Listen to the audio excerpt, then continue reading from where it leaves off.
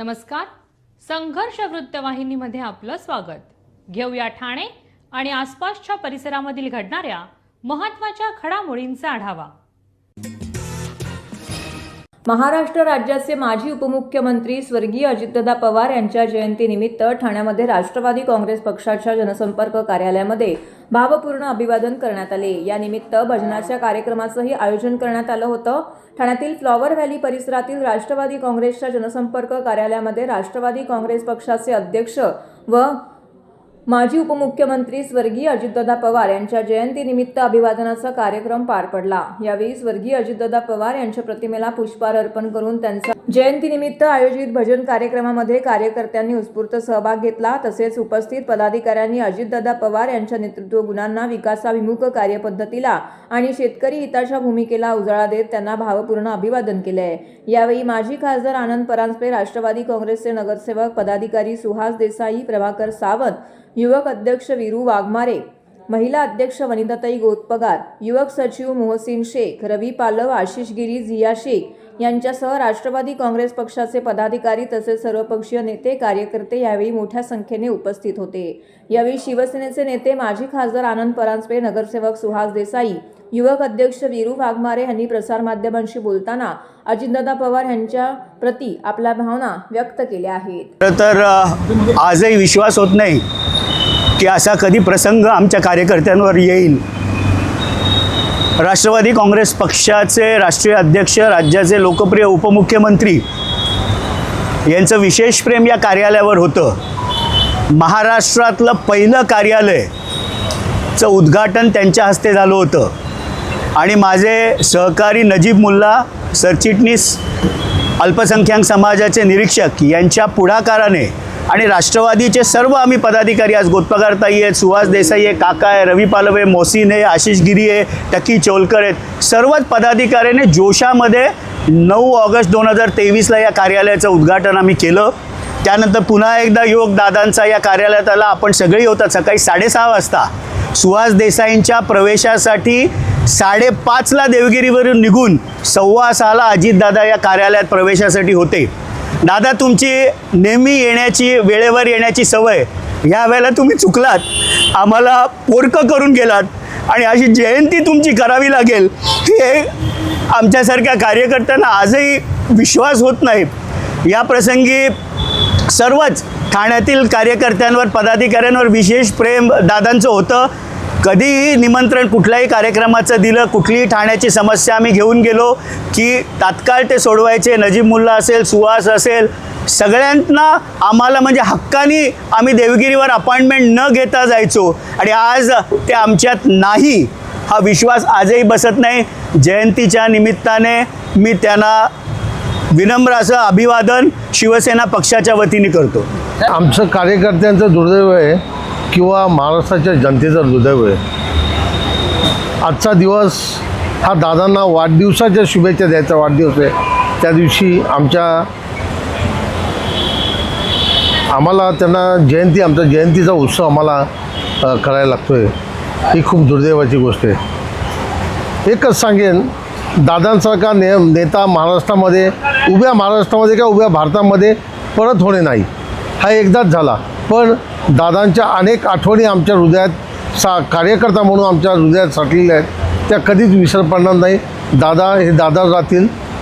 दादांना मला नाही वाटत ज्यांनी दादांबरोबर काम केलं आहे किंवा ज्यांनी दादांबरोबर संवाद साधला आहे किंवा दादांबरोबर सहवास आलेला आहे, तो दादांना कधीच आयुष्यात विसरू शकत नाही. कार्यक्रम आहेत. आज माझ्या प्रभागात सकाळी मी वृक्षारोपणाचा कार्यक्रम ठेवला. वृक्षांचे आणि दादांचे एक वेगळं नातं होतं. आत्ताच महापालिकेत जाऊन आलो. महापालिकेत आज दादांची जयंती केली. परत जयंती म्हणायला मला जड जाते, पण जयंती आम्ही करून आलो. महापौर होते, उपमहापौर होते, आदरणीय सभागृह नेते होते, सगळेच गट नेते होते.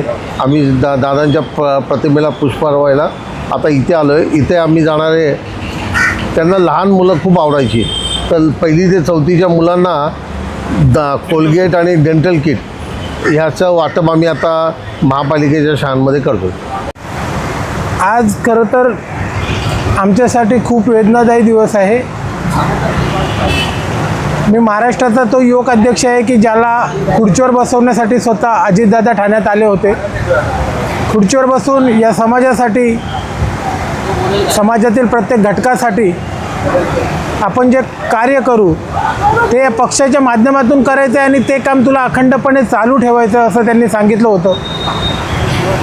आजच्या दिवशी आम्ही 2 दिवसाच्या आधीपासून सन्माननीय नजीब मुल्ला साहेब यांच्यासोबत तयारी करायचो की आपल्याला सकाळी 6 वाजता देवगिरीला पोहोचायचं आहे, कारण की दादा सकाळी 9 वाजेपर्यंत बारामतीला निघून जायचे.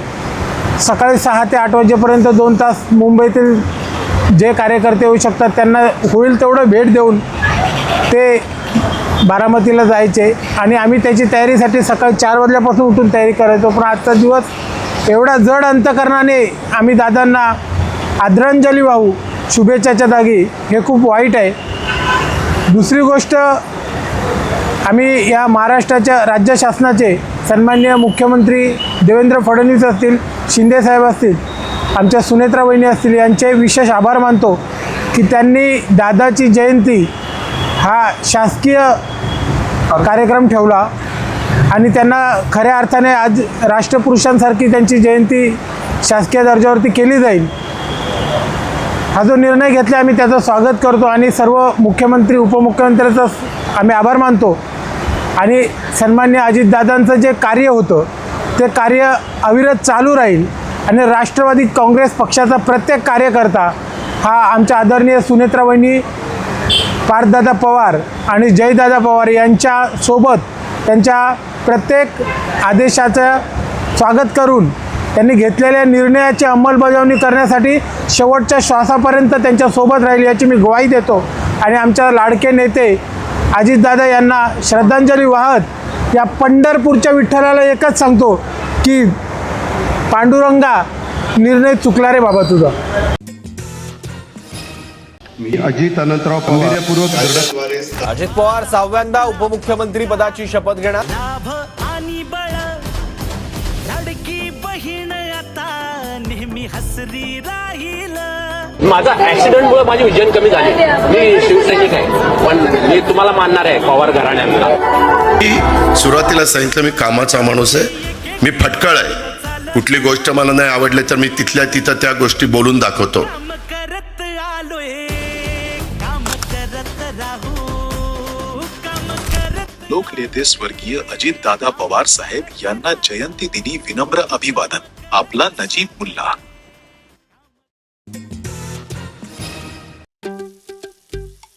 दादा, दात घासताय ना, मग पाणी का वाया घालवताय? ताई, भांडी घासा नाहीतर फोन पहा, पण नळ का चालू ठेवलाय? अंघोळ झाली ना करून, मग शॉवर चालूच. कपडे धुताय पण पाणी वाया जात आहे, त्याचं काय? गाडी अशी धुताय आणि उद्या पाणी कायमचं संपलं तर? पाण्यासाठी किती जणांची वणवण होते. कित्येक कुटुंबांना तर पाणी मिळतही नाहीये. पाणी बोलत नाही, पण आपण त्याची किंमत जाणली पाहिजे. पाण्याचा अपव्यय टाळा, परिस्थिती भीषण होऊ शकते. प्रत्येक थेंब जपा, पाणी वाचवा. पाणी ही निसर्गाची देणगी आहे. पाणी निर्माण करता येत नाही. पाण्याची बचत हीच पाण्याची निर्मिती. ठाणे महानगरपालिकेतर्फे जनहितार्थ जारी. मालमत्ता हडप करण्याच्या उद्देशाने एका शिक्षिका महिलेची हत्या करून तिच्या मृत्यूनंतर मालमत्तेच्या कागदपत्रांवरती वारसदार म्हणून स्वाक्षरी घेणाऱ्या 2 आरोपींना कोळशेवाडी पोलिसांनी अटक केलं आहे. या प्रकरणामध्ये पोलिसांनी अवघ्या काही दिवसात गुन्ह्याचा उलगडा केला असून आरोपींविरोधात खुनाचा गुन्हा दाखल करण्यात आलेला आहे. कोळशेवाडी पोलीस ठाण्याच्या हद्दीतील चिंचपाडा परिसरात राहणाऱ्या सरिता मारुती चंदनशिवे या महिला LIC एजंट म्हणून काम करत होत्या. 14 जुलै 2026 रोजी त्या LICच्या कामानिमित्त शापूर येथे जाणार असल्याचं सांगून घराबाहेर पडल्या मात्र त्यानंतर त्या घरी परत न आल्याने तसेच त्यांचा मोबाईल बंद असल्याने कुटुंबियांनी शोध सुरू केला. या प्रकरणी सरिता चंदन शिवे यांचे भाऊ प्रवीण मारुती चंदन शिवे यांनी कोळशेवाडी पोलीस ठाण्यामध्ये बेपत्ता झाल्याची तक्रार दाखल केली होती. पोलिसांनी तपास सुरू केला असता 16 जुलै रोजी त्यांचा मृतदेह नाशिक रस्त्यावरील मेडिकल कॉलेज समोरील सिन्नर फाटा मार्गालगत आढळून आला. तपासादरम्यान पोलिसांना सीसीटीव्ही फुटेज, तांत्रिक विश्लेषण आणि गुप्त बातमीदारांकडून मिळालेल्या माहितीच्या आधारे आरोपींचा शोध लागला. या प्रकरणात पोलिसांनी 2 आरोपींना अटक केले आहे. अटक करण्यात आलेल्या आरोपींमध्ये दिवाकर भागुजी आहाड आणि तुषार मुरलीधर रत्नपारकी यांचा समावेश आहे. पोलीस तपासामध्ये आरोपी दिवाकर आहाड यांनी सरिता चंदन शिवे यांच्याशी ओळख वाढवून त्यांचा विश्वास संपादन केला होता. त्यानंतर मालमत्ता हडप करण्याच्या उद्देशाने कट रचून त्यांना ठार मारण्यात आले. हत्या केल्यानंतर त्यांच्या नावावरील मालमत्तेच्या कागदपत्रांवरती वारसदार म्हणून स्वाक्षरी घेण्याचा प्रयत्न करण्यात आल्याचे तपासामध्ये समोर आलं आहे. पोलीस ठाणे कोळसेवाडी येथे संगीता चंदन शिवे ही जी मिसिंग दाखल होती, त्यानंतर त्या मिसिंगचा तपास गुन्हे शाखा घटक 3चे पोलीस निरीक्षक अजित शिंदे आणि त्यांची टीम ACP शेखर बागडे यांच्या परीक्षणामध्ये करत होती. त्या मिसिंगच्या तपासामध्ये अशी माहिती मिळाली की मिसिंग महिला संगीता वानखेडे हिचा खून करण्यात आलेला आहे. तिची बॉडी नाशिक ग्रामीणच्या हद्दीमध्ये वाडेवरे पोलीस स्टेशनच्या हद्दीत मिळून आली दिनांक 15/7 रोजी. त्या अनुषंगाने आपला समांतर तपास सुरू होता. त्या तपासामध्ये असे निष्पन्न झाले की सदर महिलेचा खून हा दिगंबर आव्हाड आणि तुषार रत्नपारकी, संतोष जाधव आणि विनोदचंद्र उर्फ संतोष पांडे या 4 इसमांनी केलेला आहे. त्या अनुषंगाने दिगंबर आव्हाड आणि रत्नपारकी यात ताब्यात घेतलं, त्यांच्याकडे चौकशी केली आणि पुराव्यांची जुळवाजुळव केली. त्यामध्ये असं निष्पन्न झालं की यांनी सदर महिलेचा खून करून तिची बॉडी वाडेवरी पोलीस स्टेशनच्या हद्दीमध्ये मेडिकल कॉलेज समोर सिन्नर घोटी मार्गालगत फेकून दिल्याचं निष्पन्न झालं. आव्हाड आणि रत्नपारकी हे त्या सदर महिलेच्या परिसरामध्ये राहणारे आणि बरेच वर्षापासून त्यांची ओळख होती. प्राथमिक चौकशीमध्ये असं निष्पन्न झाले आहे की सदर महिलेचा खून हा तिची मालमत्ता किंवा तिची जी काही तिच्याकडे पैसे आणि इतर जी काही जंगम मालमत्ता होती ती हडप करण्याचा उद्देश असू शकतो अशी प्राथमिक चौकशीमध्ये माहिती निष्पन्न झाली आहे. यापूर्वी आरोपींवर गुन्हे दाखल झाले. राज्यात स्मार्ट वीज मीटरच्या अंमलबजावणीमुळे सर्वसामान्य नागरिक, शेतकरी आणि व्यापाऱ्यांवरती आर्थिक भार वाढत असल्याचा आरोप करत महाराष्ट्र नवनिर्माण सेनेचे ठाणे जिल्हा अध्यक्ष अविनाश जाधव यांनी सरकार आणि वीज कंपन्यांवरती जोरदार टीका केली आहे. अनेक ग्राहकांना पूर्वीपेक्षा दुप्पट वीज बिले येत असल्याचा दावा त्यांनी केलाय. ज्यांचे 2,000 रुपये बिल येत होते त्यांना आता 4,000 रुपये बिल येत आहे. 10,000 रुपये पगार असलेल्या व्यक्तीला 10,000 रुपयांचेच वीज बिल येत असेल तर त्यांनी घर चालवायचे की वीज बिल भरायचे असा सवाल अविनाश जाधव यांनी उपस्थित केला आहे. स्मार्ट मीटरमुळे जनतेला फायदा होण्याऐवजी वीज कंपन्या आणि काही मोठ्या उद्योग समूहांनाच लाभ होत असल्याचा आरोपही त्यांनी केला आहे. स्मार्ट मीटर विरोधात आतापर्यंत सुमारे 3 लाख तक्रारी दाखल झाल्याचा दावा करत लोकांचा स्पष्ट विरोध असलेल्या योजना जबरदस्तीने राबवू नयेत असं त्यांनी सांगितलं आहे. नागरिकांच्या संमतीशिवाय मीटर बदलू नयेत अशी मागणी देखील त्यांनी केली आहे.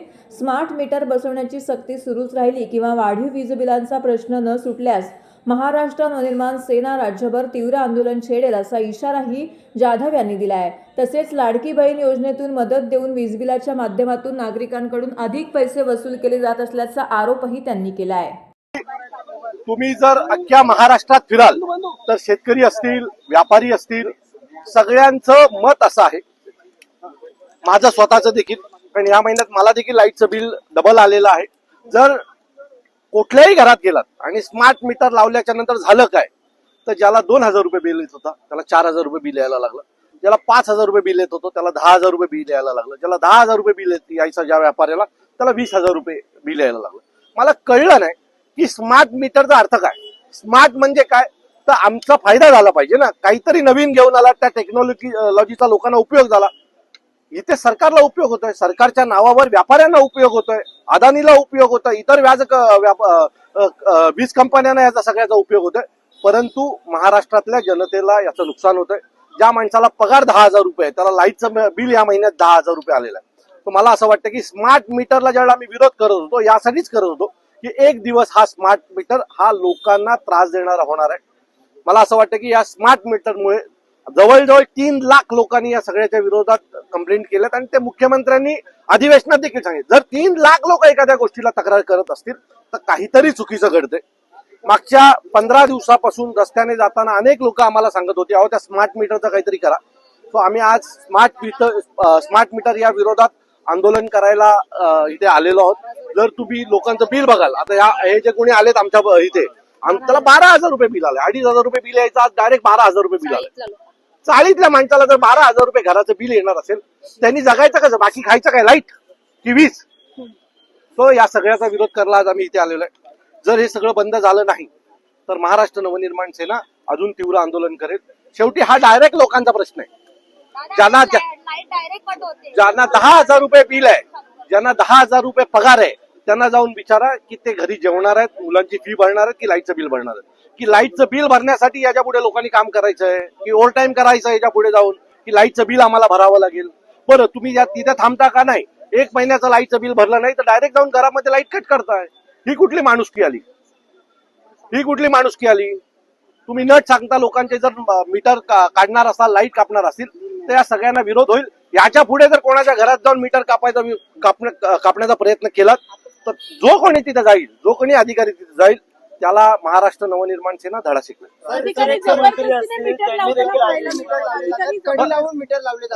खरं तर नियम असा सांगतो की ज्याला लावायचं आहे त्यांनी लावावं ना. सो हे बळजबरी मीटर लावायचं काम काय? टार्गेट दिलं जातं. ही मुलं मला त्या दिवशी येऊन भेटली, जी मीटर लावतायत ती मुलं मला काही दिवसापूर्वी येऊन भेटली होती आणि त्याने आम्हाला सांगितलं, अधिकारी आम्हाला टार्गेट देतात की दिवसाला एवढं काम झालंच पाहिजे. तर अधिकाऱ्यांनी काय कंपन्यांच्या सुपाऱ्या घेतल्यात का टार्गेट द्यायला? तो बळजबरी पण तिथे कुठे लावत असतील तर त्याने महाराष्ट्र नवनिर्माण सेनेच्या कार्यालयाशी संपर्क साधा. खात्रीने सांगतो की तो मीटर बदलला जाणार नाही, माणूस बदलला जाईल. विजय थलपतीने जसं त्याच्या राज्यामध्ये करून दाखवलं, काय वाटतं राज्याचे आपले मुख्यमंत्री हा व्यापारी आहे. तो हे ही सगळी व्यापारी संघटना आहे. त्यांना लोकांची काही घेणं देणं. आता एवढी जर लोक महाराष्ट्रभर विरोध, 3 लाख तक्रारी आल्या, ते स्वतः म्हणतात. 3 लाख लोक कमी होतात का? माझं मत आहे की या सगळ्या लोकांचा विरोध आहे ना, लोकांना ज्या गोष्टीचा विरोध आहे ती गोष्ट करू नका. बळजबरी आमच्यावर प्रत्येक गोष्ट का लागताय? म्हणजे निवडणुका आल्या की लाडकी बहीण सारखी एखादी योजना आणायची आणि नंतर त्या 1,500 रुपये त्या बाईला द्यायचे आणि लाईटच्या बिलाच्या रूपाने तिच्याकडनं 10,000 रुपये काढायचे.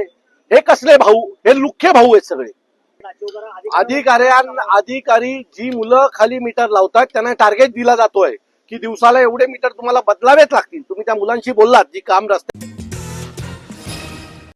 शिवसेना मुख्य नेते उपमुख्यमंत्री एकनाथ शिंदे यांनी केलेल्या सूचनेनुसार खासदार डॉक्टर श्रीकांत शिंदे तसेच प्रमुख मार्गदर्शक राज्य संघटन प्रमुख आनंद परांजपे यांच्या प्रमुख मार्गदर्शनाखाली आनंद आश्रम या कार्यालयात राबवण्यात येणाऱ्या आनंद जनसंवाद या उपक्रमाच्या धर्तीवरती मुंब्र्यात प्रथमच विभागनिहाय शाखेमध्ये सुद्धा याचं आयोजन करण्याबाबत आदेश प्राप्त झाले होते. त्या अनुषंगाने ठाणे महानगरपालिका शाळा सिमला पार्क स्टेडियम समोर या ठिकाणी आनंद जनसंवाद हा उपक्रम मोठ्या प्रमाणामध्ये राबवण्यात आला. यावेळी शिवसेना उपनेत्या अनिताताई बिर्जे, माजी महापौर शिवसेना ठाणे शहर प्रमुख अशोक वैती, माजी उपमहापौर राजेंद्र साप्ते, नगरसेवक मनोज शिंदे, शिवसेना प्रणित धर्मवीर, न्यायज्योत कक्षाच्या अध्यक्षा प्रियांका सांगरे, समन्वयक सेवानिवृत्त महापालिका अधिकारी रतन अवसरमोल, सुखदेव घोलप, सुनील शिंदे यांच्या प्रमुख उपस्थितीमध्ये हा कार्यक्रम मोठ्या उत्साहात संपन्न झाला.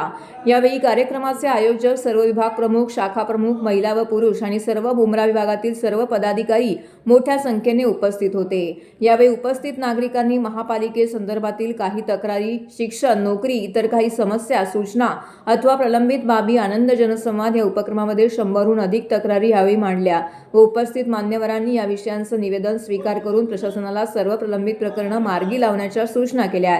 यावेळी नागरिकांनी या उपक्रमाबद्दल शिवसेनेचे विशेष आभार मानले आहेत. जनता दरबारमध्ये जो काही हा प्रश्न होता, हा जनता दरबारमध्ये आल्यानंतर आमचे अशोक वैती साहेब आणि माननीय उपमुख्यमंत्री एकनाथ साहेब यांनी प्रयत्नाची पराकाष्ठा करून तो मार्गी लावलेला आहे आणि अशाच प्रकारे बहुतेक नागरिकांना जनता दरबारमधून सहाय्य केलं जातं, त्यांचे प्रश्न सोडवले जात आहेत आणि माननीय धर्मवीर आनंद दिघे साहेबांनी जी सेवा चालू केली होती त्या सेवेचा वसा उचलून आम्ही जनतेची कामं करतो आहोत आणि करत राहणार.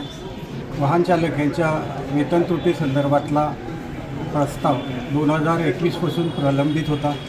त्यासाठी आपण सन्माननीय मुख्यमंत्री असताना एकनाथ शिंदे साहेबांकडे हा प्रयत्न चालू होता आणि बऱ्याचशा अंश ह्या लोकांनी सर्व एकजुटीने तो प्रश्न मार्गी लावण्यासाठी नेहमी प्रत्येक ठिकाणी मग शिंदे साहेबांकडे असेल किंवा एखाद्या सचिवाकडे असेल किंवा एखाद्या इथल्या सचिवांकडे असेल अशा बऱ्याच वेळा त्यांनी त्या ठिकाणी येऊन पाठपुरावा केला आणि आज खऱ्या अर्थाने 14 नोव्हेंबरला तशा प्रकारचे आदेश आयुक्तांकडे पाठवलेले आहेत. हा आदेश आल्यानंतर आयुक्तांना देखील सांगावं लागेल की लवकरात लवकर हे आदेश आहेत त्याची अंमलबजावणी करावी. अशा प्रकारचा हा त्यांनी शासनाने पाठवलं आहे त्याची अंमलबजावणी करावी अशा प्रकारची देखील आम्ही सूचना करणार आहोत. धर्मवीर आनंददिघे साहेबांच्या आश्रमामध्ये हे सर्व आपले महापालिकेतले कर्मचारी आलेले बरेच कर्मचारी येतात विविध. त्याच्यामध्ये बिरजीवाहिनी आहेत, साप्ते आहेत किंवा मग आमचे शिंदे आहेत, त्याच्या अवसरमल आहेत, पूर्ण एक टीम असते, संगारे मॅडम आहेत, पूर्ण टीम एकत्र होऊन काम करते आणि लोकांचे प्रश्न सोडवण्याच्या दृष्टीने आपण प्रयत्न करतो. काल परवा देखील आम्ही मुंबऱ्यामध्ये गेलो त्या तिथे देखील काही प्रश्न होते की आज आणि 2 दिवसात बऱ्यापैकी प्रश्न सोडवले तुम्हाला 2 दिवसात समजेल आणि नक्की एक चांगला प्रतिसाद मुंबऱ्यामध्ये देखील मिळाला. इथे आपण काम करत आहोत कुठले राजकीय भेदभाव न करता हे ते काम करतो. कुठलाही पक्षाचा माणूस आला तरी आपण नेहमी आम्ही त्याचप्रमाणे काम करतो. बिरजे वहिनी यांच्या आम्ही अध्यक्ष आमचे तेच आहेत, शेवटी उपनेते आहेत, त्यांच्या मार्गदर्शनासाठी काम करतो. विजय साहेबांच्या बरोबर काम केलेले आहेत. नक्की आता उर्वरित राहिलेला जो प्रश्न आहे ह्याचा तो देखील आपण मार्गी लावतो लवकरात लवकर.